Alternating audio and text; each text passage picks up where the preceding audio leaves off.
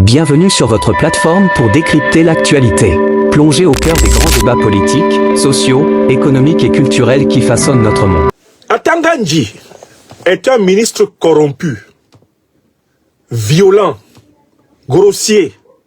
C'est un individu abject, repris de justice notoire, grand délinquant, criminel en col blanc et même en col noir et en col rouge, auquel Paul Barthélémy Biya, le satrape, le dictateur, le despote impénitent et agonisant du Cameroun, a confié tout un ministère de l'administration territoriale de mon pays natal, le Cameroun. Du point de vue de sa dégaine, l'être physique d'Atanga Nji reflète toute la méchanceté dont il est cousu dans son acide désoxyribonucléique, son ADN. Atanga Nji, il n'est pas méchant, il est la méchanceté. Et cette méchanceté ontologique, cette méchanceté qui s'est mélangée à son sang, cette méchanceté qui est devenue littéralement un tissu adipeux de son être, cette méchanceté transparaît dans un certain nombre de caractéristiques qui ont transformé son apparence physique. Je vous invite en particulier à contempler les yeux de la bête. Dans les yeux de Atanga Nji, globuleux, grenouilleux, visqueux, s'exprime la haine de l'autre homme. D'abord le mépris de soi parce qu'il se prend pour ce qu'il est réellement, une ordure. Et il en est fier. On a rarement vu une ordure être fier de l'être. Mais il y a autre chose. Dans les yeux d'Atanga Nji, on voit circuler de temps en temps des jets sanguinolents qui sont les traces des nombreuses victimes innocentes qu'il a perpétrées au Cameroun pour servir la cause de la dictature et sauver son misérable strapontin de ministre ennemi de son peuple.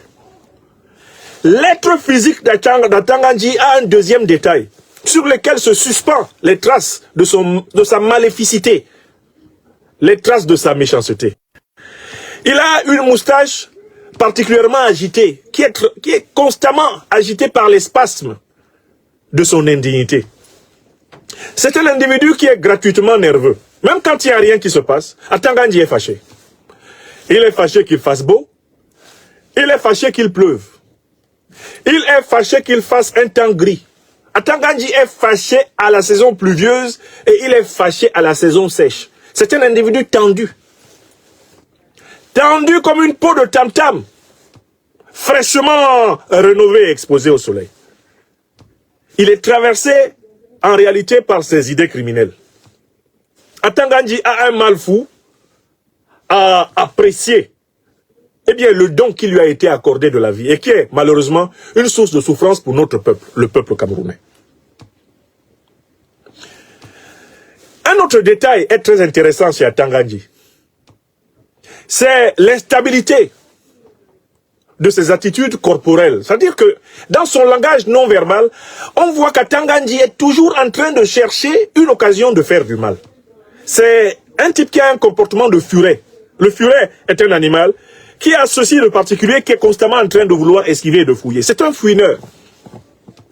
C'est un individu à la négativité assumée. C'est-à-dire qu'il est mauvaisement mauvais.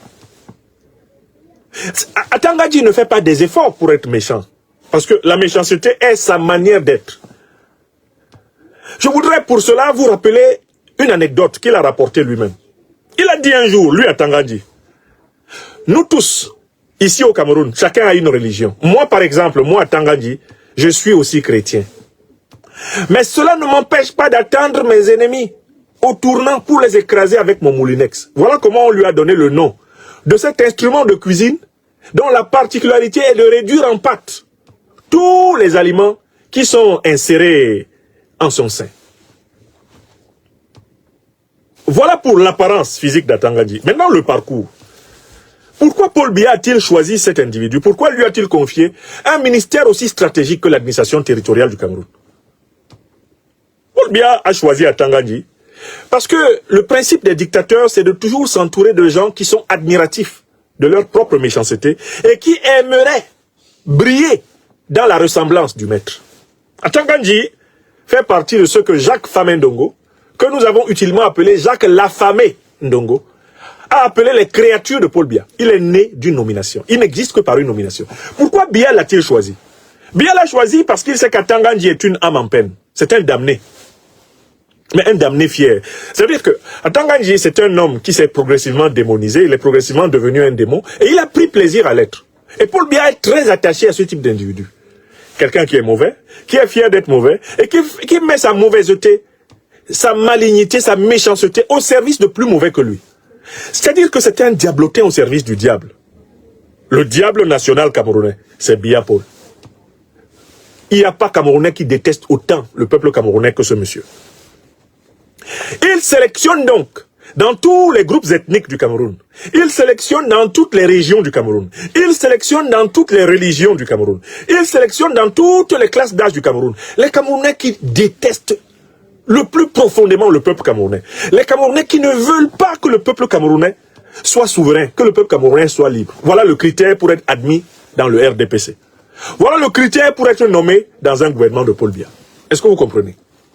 C'est extrêmement important que vous sachiez sur quels critères Paul Biya sélectionne ses ministres. Il les sélectionne sur le critère de leur mauvaiseté.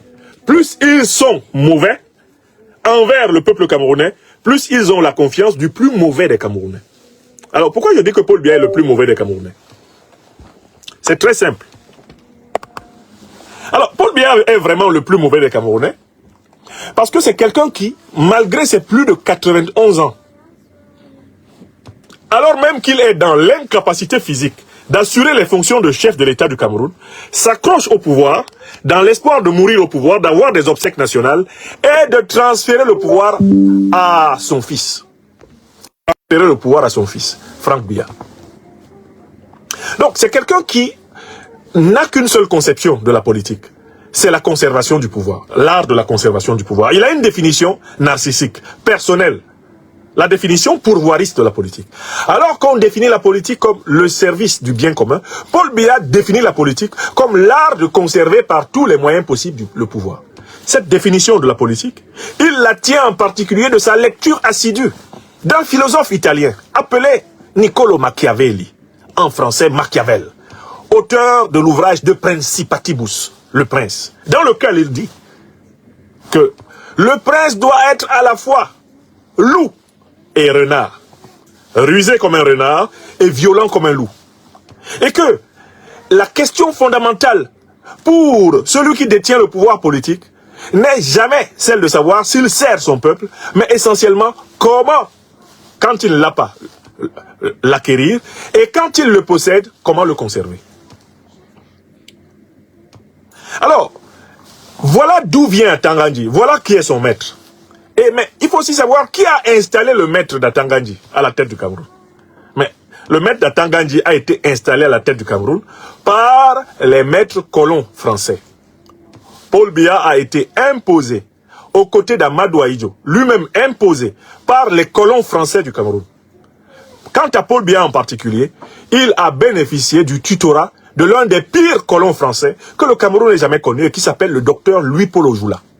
C'est lui qui, particulièrement amoureux de Paul Biya, pour des raisons qui s'expliquent tranquillement par la perversion et très développée de nombreuses élites, néocolonialistes et impérialistes, c'est le docteur Louis-Paul Ojula qui a adoubé, qui a coopté Biya et qui l'a introduit dès 1961 dans la haute administration politique du Cameroun, contrôlée par le colonialisme français. Ahidjo, le prédécesseur de Biya, a été imposé à la tête du Cameroun par la fraude électorale. Les colons français du Cameroun ont bourré les urnes à Yaoundé pour qu'Ahidjo devienne le premier ministre du territoire sous tutelle française du Cameroun. Et ce sont eux qui ont sélectionné toutes les élites du Cameroun. Ils ont veillé à massacrer toute l'élite indépendantiste, souverainiste, panafricaniste, révolutionnaire du Cameroun. L'armée française a massacré avec ses compagnons le Mpodolo Ruben Oumniobé le 13 septembre 1958. Elle a massacré par empoisonnement à Genève, en Suisse, le successeur du Mpodolo Ruben Oumniobé, le président, le docteur Félix Roland Moumié. C'était en novembre 1960. L'armée française a continué à épauler ses supplétifs africains au Cameroun pour assassiner en 1966 le premier docteur en sciences économiques de l'Afrique centrale. Et on le sait, même de l'Afrique noire. Eh bien, dite francophone. Le docteur Castor Osende Afana. Ils ne se sont pas arrêtés là. Ils ont pourchassé le dernier grand chef historique du mouvement souverainiste, indépendantiste, panafricain et révolutionnaire camerounais, le professeur Ernest Ouandié. Ils l'ont exécuté publiquement le 15 janvier 1971 à Bafoussam, chez moi, au Cameroun. Non content d'assassiner les Camerounaises et les Camerounais qui coordonnaient le mouvement vers la véritable indépendance du Cameroun, le mouvement de l'union des populations du Cameroun, les colons français et leurs supplétifs africains se sont adonnés à un génocide dans mon pays natal, le Cameroun. Ils ont massacré plus d'1 million de Camerounais, en particulier dans les bastions les plus résistants du mouvement d'indépendance et bien du Cameroun, les pays Bamileke et Bassa. C'est ce qu'ils ont fait. Et quand Madame Karine Ramondi et sa commission d'historiens Molasson, ramollis, adoucis, endormis, se permettent d'appeler cela une guerre décoloniale, nous savons qu'il s'agit du génocide de la France au Cameroun. Donc, voilà d'où vient Paul Biya. Paul Biya vient du régime colonial et néocolonial français. Il en est un pur produit. Et en 1987, lui-même s'est présenté, il s'est publiquement présenté comme le meilleur élève de la France. Ce sont ses propres mots à la télévision nationale du Cameroun. Revenons à Tangandji. Qui est Tangandji?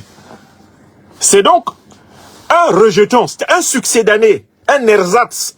C'est un individu appendiciaire du système le plus criminel que le peuple camerounais ait jamais connu, depuis qu'il existe comme tel. Le système néocolonial.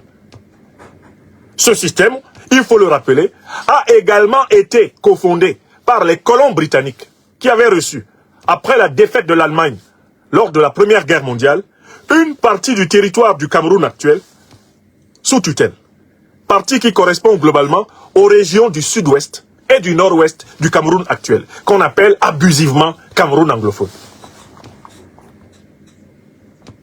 Donc, en fait, c'est le système le plus opposé au peuple camerounais, qui gouverne le Cameroun, depuis la période coloniale, jusqu'à l'instant où je vous parle, ce 20 mai 2025.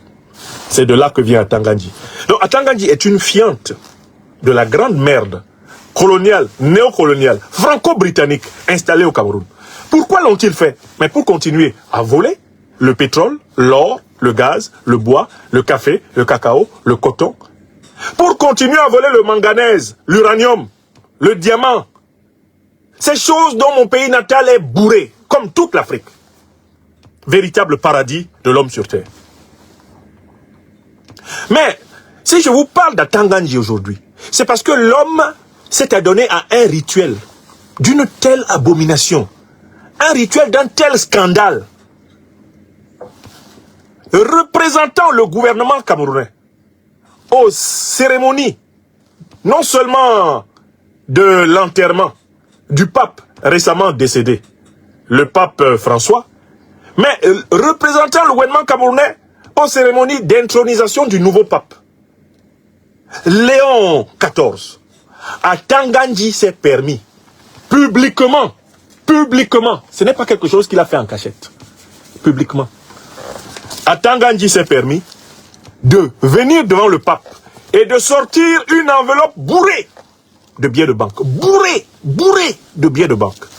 La sortir de sa poche, publiquement, et l'attendre au pape, Léon XIV, en mondovision. La scène est à votre disposition sur ma page Facebook. Elle fait actuellement le tour du monde. Alors, que signifie cette scène? Pourquoi Tangandji veut-il corrompre le pape? Pourquoi a-t-il tenté de corrompre le pape? Alors, je connais des gens ici qui vont tenter de nous dire que Tangandji ne voulait pas corrompre le pape, que l'enveloppe était fermée et qu'on n'a pas vu ce qui était dedans. Je vais donc donner les 7 raisons pour lesquelles il est évident qu'il s'agit d'une tentative de corruption et pour lesquelles il faut que cet acte-là contribue à sonner le réveil, l'éveil, la mobilisation des Camerounais pour la chute de Paul Biya. Dans les usages diplomatiques, mes chers amis, quand on est le représentant d'un gouvernement vers un chef d'État, parce que le pape est chef d'un État, l'État du Vatican, les usages diplomatiques veulent que tout courrier qui est officiellement adressé à un chef d'État, parce que le pape est un chef d'État, ce courrier passe par une cérémonie diplomatique spéciale, où il passe directement par la représentation diplomatique. D'accord? Quand il s'agit d'un courrier diplomatique. Si le courrier qu'Atanga Ndji tenait dans sa main était un courrier diplomatique, il n'aurait pas eu besoin de le remettre là au pape Léon XIV. Parce que ce n'est pas à l'occasion de cette réception que se remettent les courriers diplomatiques. Mieux. Et ça, vous notez d'abord ça. Ça, c'est la première raison. Si c'était un courrier diplomatique, comme les partisans d'Atanga Ndji, les menteurs du régime criminel, corrompu, incompétent de Paul Biya essaye maintenant de le dire, si c'était un courrier diplomatique, deuxième raison, le Cameroun possède un ambassadeur, non seulement en Italie en général, mais le Cameroun possède un ambassadeur au Vatican, près du Vatican. Si c'était un courrier diplomatique, c'est lui qui serait chargé de le remettre. Ça, c'est la deuxième raison. Ce n'est pas un courrier diplomatique. Troisième raison. Troisième raison, pour que vous sachiez que ce n'est pas un courrier diplomatique. Si c'était un courrier diplomatique, le pape Léon XIV ne l'aurait pas rejeté littéralement sur Atanga Ndji comme il l'a fait. Atanga Ndji a sorti une enveloppe de sa poche intérieure de veste. Aucun courrier diplomatique ne se garde dans une poche intérieure de veste. Quand on est présent devant un chef d'État, ce courrier est dans un attaché case. Et il apparaît bel et bien comme un courrier, d'abord par la taille en général des enveloppes diplomatiques concernant un courrier, c'est une taille de format A4. C'est une enveloppe de format A4 qui contient un courrier de type diplomatique. Or, on a une enveloppe de format réduit. Et ce qui est encore plus important, vous irez revoir, on voit très bien que cette enveloppe, non seulement elle est de format réduit, mais que c'est une enveloppe rembourrée. C'est une enveloppe rendue bancale. Et la forme de la bancalité de cette enveloppe correspond parfaitement à la taille des billets d'euros. Si le pape a refusé cette enveloppe, c'est parce qu'il a bien vu qu'il ne s'agissait pas d'un message diplomatique. Et je vous rappelle que le pape a touché, il a palpé la chose. Et s'est rendu compte que mais le sacripant était en train de lui remettre de l'argent publiquement. En Mondovision, il était en train de lui remettre des billets de banque. Quand on regarde la forme de l'enveloppe et qu'on a à peu près une idée de ce que ça peut être une liasse de billets de banque, en euros, on peut partir du principe que dans l'enveloppe, il y avait au minimum 100 000 euros. 100 000 euros en liasse de 10 000. Et si on veut être vraiment pessimiste, il y en avait au moins pour 50 000 dans cette enveloppe. En liasse de 100 euros, faisant 10 000. Je vous rappelle en plus qu'il y a aussi des coupures de billets de 500 euros. Et donc, si les coupures étaient de 500 euros, il est facile, dans la poche de cet individu, qu'il y ait eu 100 000 euros en billets de 500. Regardez bien la forme de l'enveloppe. Vous voyez la forme que je fais là avec ma main. Elle était comme ça. Le pape la toucha. En touchant l'enveloppe, il sentit à la raideur, il sentit à la forme rectangulaire des objets qu'il y avait dans l'enveloppe qu'Atanga Ndji était en train de lui donner un pourboire. Voilà la troisième raison pour laquelle on sait que ce n'était pas une enveloppe diplomatique. Il y a une quatrième raison pour laquelle on sait que ce n'était pas une enveloppe diplomatique. Quand le pape refuse l'enveloppe diplomatique, où est-ce qu'Atanga Ndji la met? Un ministre, qui plus est représentant d'un gouvernement, qui est venu rencontrer un chef d'État, est toujours en délégation. Normalement, Atanga Ndji devait se retourner et remettre le soi-disant courrier diplomatique à ceux qui l'accompagnent.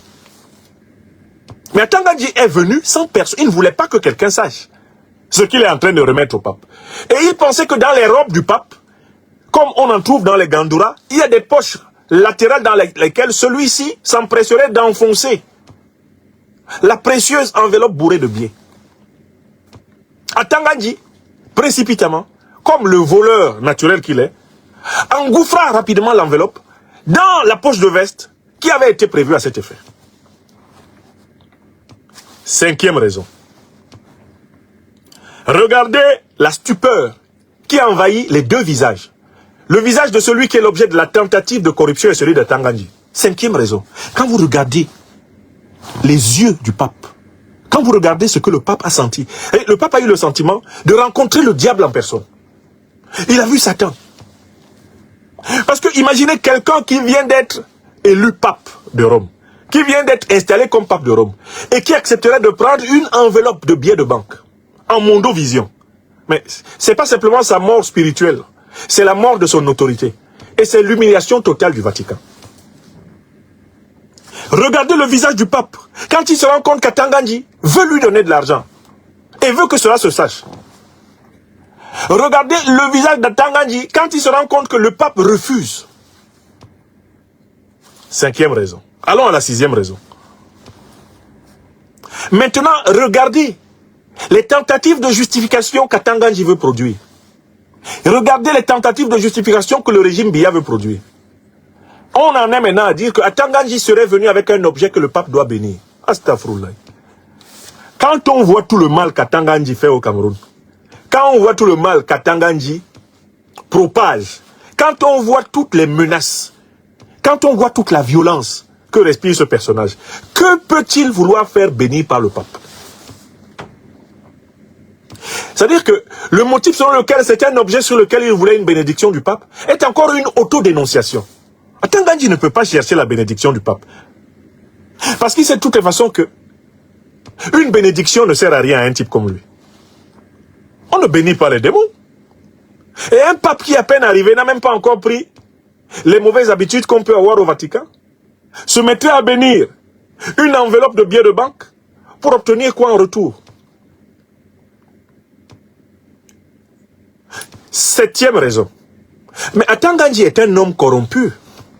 Il a été en prison pour faire de corruption, de détournement, de vol. Atangandji, c'est un voleur.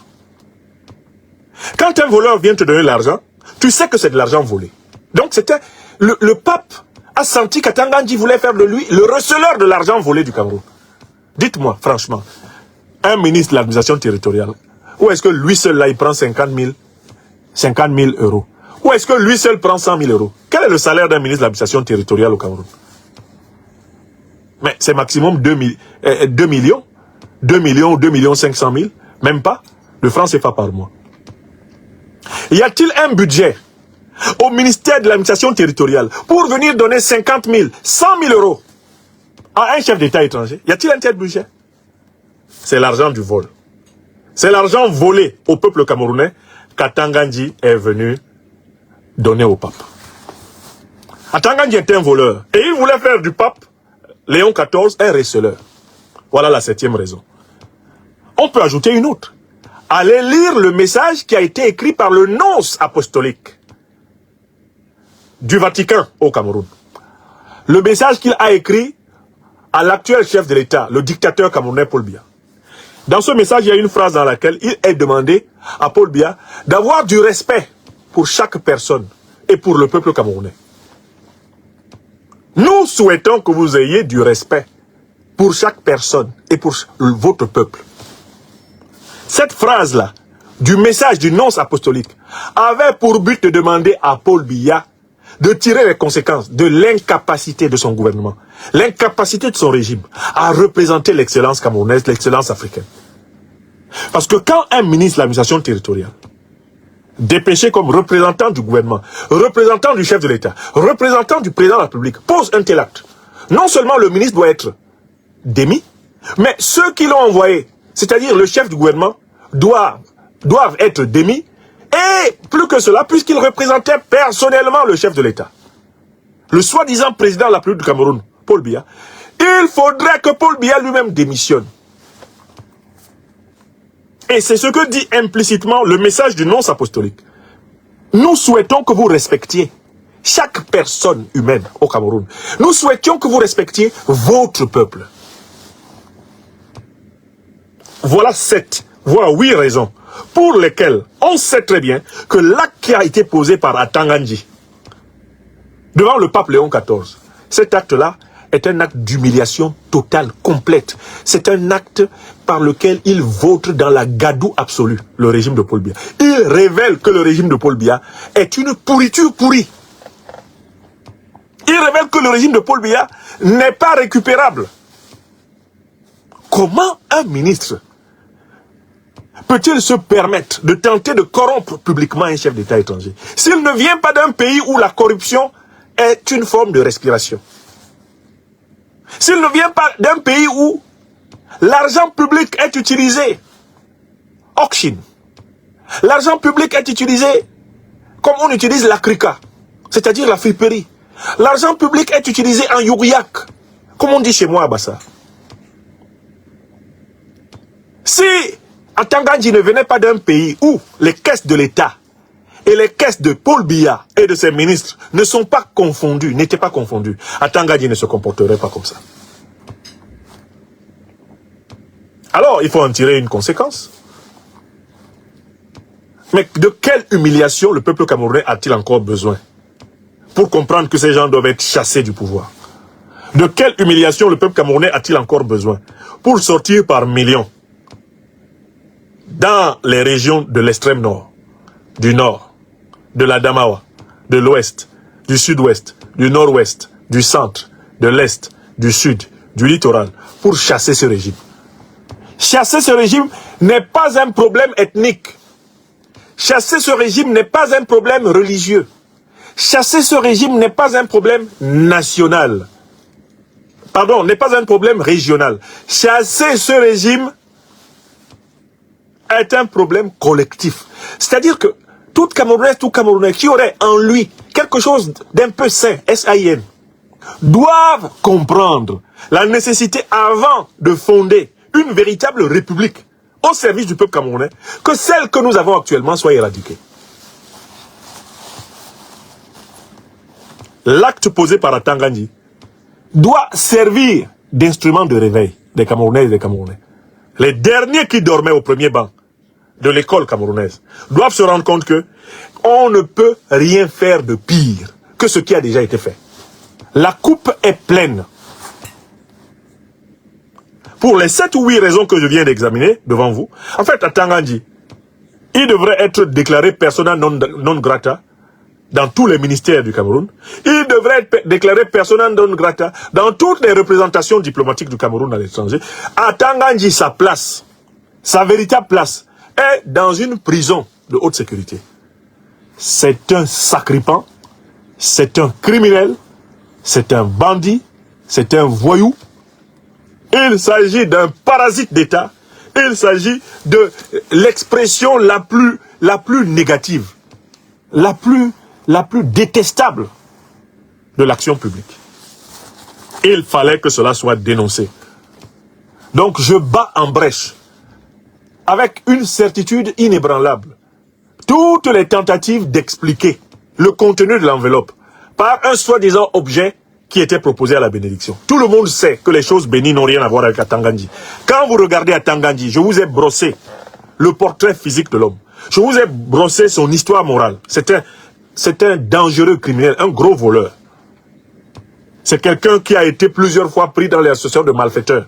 Il a séjourné en prison pour association, participation à des activités criminelles. C'est un criminel de quartier.